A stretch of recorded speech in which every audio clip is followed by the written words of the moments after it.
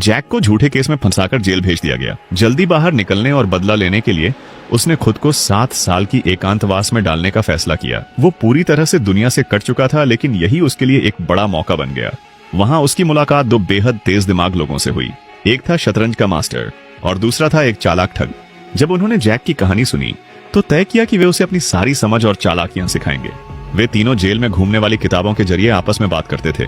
5 साल की मेहनत के बाद जैक ने बहुत कुछ सीख लिया था और बदले में उन दोनों ने जैक के सारे राज्य जान लिए। फिर एक दिन उन्होंने जेल से भागने की योजना बनाई और जैक से कहा कि वो भी उनके साथ चलेगा। जैक ने उन पर पूरा भरोसा किया, लेकिन जब भागने का दिन आया वो दोनों उसे पीछे छोड़कर भाग गए। सुरक्षा कर्मियों ने जेल का चप्पा चप्पा छान मारा, लेकिन दोनों ऐसे गायब हो चुके थे जैसे हवा में उड़ गए हों। 2 साल बाद जैक जेल से रिहा हुआ। घर पहुंचते ही उसके होश उड़ गए।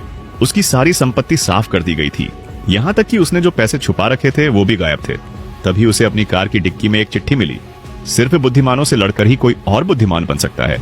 जैक तुरंत समझ गया कि ये उन्हीं 2 लोगों का काम था। वो गुस्से से भर गया, लेकिन कम से कम जो उन्होंने सिखाया था वो असली था। उसने ठानी कि जो पैसा गया उसे वो अपनी 5 साल की फीस मानेगा। अब सिर्फ एक ही मकसद था, बदला। उसी रात जैक अपने भाई को लेकर अपने दुश्मन की कंपनी में गया। वो जो भी गेम खेलता जीतता ही चला गया। शोर शराबा हुआ तो डैनी की नजर पड़ी। डैनी ने जैक को ऊपर वाले फ्लोर पर बुलाया। कभी जैक उसकी गैंग का छोटा सदस्य था जो उसके लिए सारे गंदे काम करता था, लेकिन जब मुसीबत आई डैनी ने जैक के परिवार को धमकाकर उसे फंसा दिया और जेल भेज दिया। अब जैक पहले जैसा नहीं रहा, वो पूरी तरह बदल चुका था और इस बार वो डैनी की पूरी दुनिया को तबाह करने आया था।